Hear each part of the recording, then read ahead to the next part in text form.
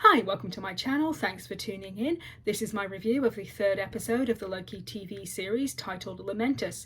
There will be spoilers from the get-go, so let's get started. After the recap, we jump to a bar on Earth, where C-15 and Sylvie appear to be having friendly drinks.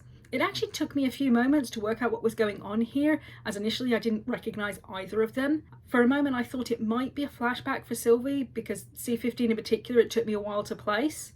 I don't think we'd seen enough of either character at this point to immediately recognise them when put in a completely different context and costume, so the scene was a little confusing. They're having a perfectly normal conversation you'd expect between friends when Sylvie suddenly asks how many people are guarding the timekeepers. C-15 is confused and the scene suddenly snaps to night. Sylvie makes another attempt, playing on their supposed best friendship, and C-15 starts to answer before stopping suddenly. She then says that she remembers this place, but she doesn't remember Sylvie. Sylvie says she's probably just tired, and we jump back to the control room from last week to see that Sylvie is using her enchantment powers on C-15. C-15 repeats that she's just tired, and then starts to answer Sylvie's questions about the TVA. We see on the cameras that this is happening at the same time that Mobius and Loki arrive.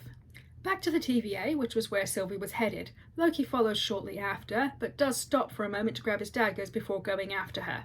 Sylvie tries to use her enchantment on a guard and fails. I was a little surprised that she didn't already know her magic was not going to work. She'd done so much research and prep, and this seems like a pretty relevant bit of information for her plan. However, she is capable of holding her own in a fight and uses the Minutemen's own weapons against them to get through. She and Loki have another confrontation, sparring both physically and verbally. Loki does seem to be doubting that she is actually a variant Loki. He says it's too bad she didn't want to work with him, and she can either come willingly or not, but she will be his way to get to the timekeepers. Ravonna catches up with them, and Sylvie grabs Loki and threatens to kill him if they come any closer. Ravonna doesn't care and tells her to go ahead. Loki grabs the template and drops him and Sylvie through a portal, thankfully onto something soft. Loki and Sylvie scramble for the tempad. Sylvie gets there first, but it's out of power. Loki then gets the upper hand and manages to hide it with his magic. During this, Sylvie does say never to call her a Loki, which is another check in the not Loki column. The fight is interrupted by a meteorite coming through the ceiling between them. Loki initially thinks it might be one of Sylvie's powers, but she's immediately distracted by trying to work out where they are. They look outside and she calls him an idiot, saying they're on Lamentis 1, a moon about to be destroyed by a planet, an apocalypse that no one makes it out of alive.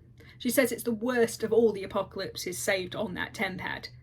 Loki points out that he didn't exactly have time to choose where they went while escaping. They make a run for it, towards a mining shack, which is at least slightly more solid than the tent they were in before. While they stop to catch their breath, Sylvie tries to use her enchantment on Loki unsuccessfully. He says it's because his mind is too strong. Loki proposes they work together, which she scoffs at. He points out that the only way either of them are getting off this moon is if they get that tempad charged. She calls him out, saying the only reason that he saved her earlier while they were running towards the shack was that he needed her to recharge the tempad. Loki's reaction to this is interesting. For a moment he seems genuinely confused and then decides to go along with it, saying, maybe, yeah, sure, that too. I honestly don't think that had occurred to him until she said it. Sylvie is pissed as her plan was years in the making and plans to go straight back to the TVA as soon as they get the tempad working. She says that she'll kill him then, but does agree to work together for the moment.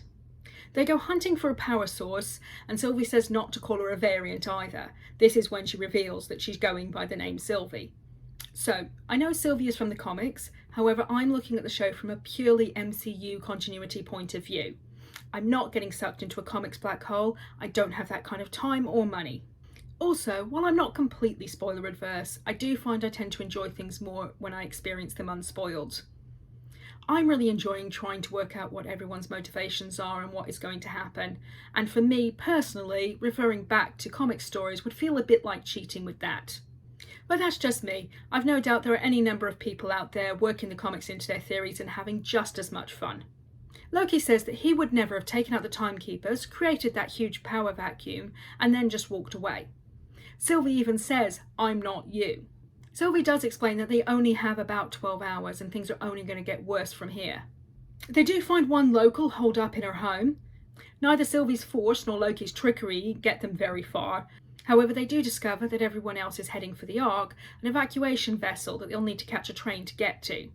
It did seem a little weird that Sylvie didn't already know about this. If she'd researched the apocalypse and recognised it on sight, it seems like something she would know about. They make it to the station where a long line of people are waiting, however the tickets appear to only be going to the wealthy. It also seemed odd to me that they were evacuating at the last minute like this. A planet crashing into a moon strikes me as the kind of thing where you would get a bit of warning. So why were the people with the resources to leave still there? Sylvie plans to fight her way onto the train, though she claims otherwise, saying it's up to the guards if there's a fight. Loki disguises himself as a guard and leads Sylvie through, but they nearly get caught when they don't have a ticket. Sylvie has to use her enchantment on the guard to get them past that obstacle. They make it to the bar on the train where the wealthy are enjoying their journey in luxury. They get talking about Loki's mother. Sylvie jokes, asking if he's sure she was his mother, and he says, "No, actually, I was adopted. Sorry, is that a spoiler for you?" Sylvie says that no, she knew she was adopted, and reveals that she remembers very little about her mother. Loki asks about Sylvie's enchantment power, and she says that she actually taught herself. They seem to be having a fairly friendly conversation. I suspect that Sylvie is every bit as lonely as Loki is. She wants that connection, and has to keep reminding herself that he's her enemy. They talk about love, and she says she's maintaining a long-distance relationship with the postman. I think this was meant to be sarcastic, but it was played straight, and she does seem genuine later, so I'm really not sure whether that was supposed to be real or not. She asks Loki if there were any princesses or princes, and he says a bit of both. Yay for Canon by Loki, and I'll discuss that more later. Sylvie does manage to nap and wakes to find Loki leading the bar in Asgardian drinking songs, without his guard disguise. She notices someone leave the car after looking at Loki suspiciously. Loki is drunk, and we see him smash a glass in a callback to the first Thor film. Sylvie is not impressed and tries to talk some sense into him. Loki then comes out with what I thought was actually a pretty good analogy for love. Love as a dagger, a weapon to be wielded up close or from a distance. Beautiful until it makes you bleed, and when you reach for it, it isn't real. Admittedly, the last part didn't quite work, but overall I thought it was a pretty good metaphor, if very sad. It did reveal something rather tragic about Loki and his life and his view on love.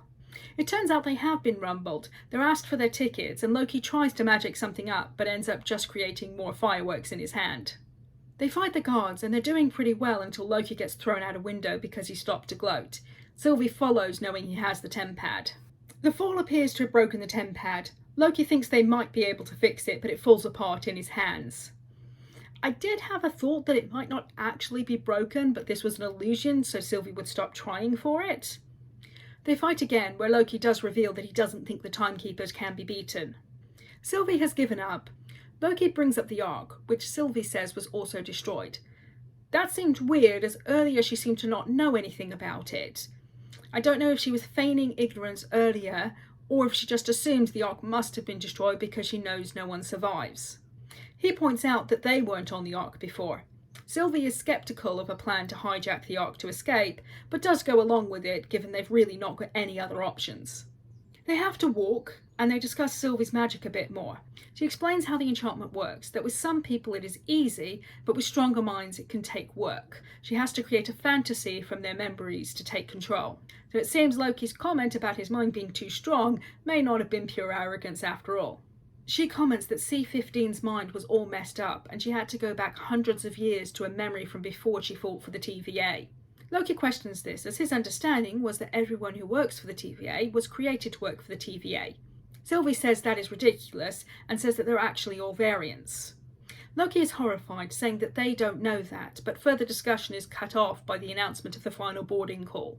Loki seems genuinely upset that everyone outside the Ark is going to be left to die, but they only have a few minutes and they have to get moving. They successfully fight their way to the Ark, though I'm not sure why the guards are actually trying to stop them, given that they themselves have been left there to die as well. Just as they get to the Ark, it is hit by a meteor and destroyed in front of them, and that's where the episode ends. Another episode where I was surprised when it ended, because it really didn't feel that it had been that long. Though this episode was actually around 10 minutes shorter than the last two. Let's start with Sylvie. At this point, I would be very surprised if she turned out to be a variant Loki. If she is one, she's someone whose timeline and story is so different as to make her a completely different person, to the point where I wouldn't consider her a variant Loki anyway. Her plan was to use the bombing of the timeline to sneak into the TVA and kill the Timekeepers. and I think this was actually her plan. Sylvie appears to actually be a fairly straightforward person. Her plan was intricate, but it was a fairly straightforward series of steps towards her goal. There was no convoluted make them think your plan is one thing so they'll do what you need to further your real plan, no multiple layers of misleads and red herrings. Charitably, you could say that she just doesn't want to be hunted anymore, but her anger points more towards vengeance than survival. No doubt she wants to be free of them, but I don't think that is her primary motivation. As for Loki, still not sure what his plan is. He definitely wants to meet the Timekeepers, but his genuine comment about not being able to beat them leads me to believe that that is not his plan. I'm still very much leaning towards his plan being nothing more than ensuring his own survival. I did actually have one crazy theory about the episode, which I don't think is likely, but it was that Sylvie did actually successfully enchant Loki, and this whole thing was the illusion with her trying to gain control. Each of the obstacles being Loki's subconscious trying to fight her off. It's a long shot, and I think if that was what was happening, we'd have found out by the end of the episode. But it would explain a couple things that didn't seem to make sense. Sylvie not knowing about the Ark, Loki's bad acting and then getting drunk enough to sabotage the mission. I'm interested to see how they escape. I think Mobius might actually find them. I suspect that the next episode will focus mainly, if not entirely, on Mobius and what's going on back at the TVA. I think he might have some inspired idea to work out which apocalypse they're at. There is also the possibility that Loki and Sylvie's next attempt to escape might actually cause enough variance for them to be trapped. I also wonder if he's going to find out the truth about the TVA. It seems likely that he's going to debrief C-15 about what happened with the variant. And she knows now, she remembers. That's why she was so traumatized last episode. I'm starting to get the feeling that identity is actually the primary theme they are going for. I said in my first review that the people of TVA seem not to have identities in many ways, and now we find out that they've been brainwashed in some way to forget who they are. Their identities have been taken from them. This could go very badly for the Timekeepers. They've built a whole organisation of people who are loyal because they are true believers in the mission. What happens when those people find out that their true belief was built on a lie? They can have a lot of very angry people on their hands. The dynamic between Loki and Sylvie is getting interesting. I doubt this is where they're actually going, but it is starting to look like every enemies to lovers fic I've ever read. Plenty of fights where no one actually gets hurt, having to work together as a team, finding you work well together, opening up to each other. If this was fanfic, I would know exactly what was going to happen next. I don't think they're building up to any kind of romance subplot, but if they are, I think this might be the one. Assuming we're right about her not actually being a Loki, I really can't see Disney going down the self-cessed route. Which leads on to the most exciting reveal, Loki's bisexuality. Obviously I was thrilled to see any MCU character legitimately confirmed as queer, especially in such a matter-of-fact way, and in what is so far their most popular of the shows. Now I'm not saying this is some great bit of queer representation, it isn't. I have exactly zero expectation of seeing Loki actually in a same-sex relationship. There are definitely issues in relation to the evil queer stereotype, as well as negative bisexual stereotypes about being two-faced and untrustworthy. While of course Loki is obviously bi, I would have preferred it if they'd followed through on the hints they were giving about Bucky back in Falcon and the Winter Soldier. Or do both. They are allowed more than one. But it was a character on a Disney-owned show casually and unambiguously saying they weren't straight. It's not enough, but it was a net positive, and I was happy and surprised to see it. I've no doubt that Disney will be watching the reaction to this very carefully, and it will inform future choices. So far the reaction I've seen has been positive, but that's mainly been on Tumblr. I'm sure in other parts of the internet people are frothing at the mouth and clutching their pearls over the whole idea. And who knows, maybe they do plan to follow through. The Disney Plus shows are clearly targeting a more mature demographic than the films, Loki especially. So if they were going to have a canon queer relationship, this is where I put my money for them doing it. Which is not me saying that queer relationships only belong in media targeted at adults, just that if Disney are going to give us any, that is where they're going to put it. And rather cynically, I imagine any backlash would be less if it's Loki as it would be if it was one of the heroes. And on that depressing note, what did you think of the episode? I can't say I enjoyed it as much as the prior two. I still think it was good, kept me interested, but it just didn't grab me the way the first two did. The thing that really got me about the show was the dynamic between Loki and Mobius, and of course we had none of that here. The dynamic between Loki and Sylvie is interesting, but it doesn't compare. Let me know your thoughts down below. If you enjoyed the video, please hit that like button, and if you'd like to see more from me, please consider subscribing and hitting that notification bell so you'll know when I post my next review.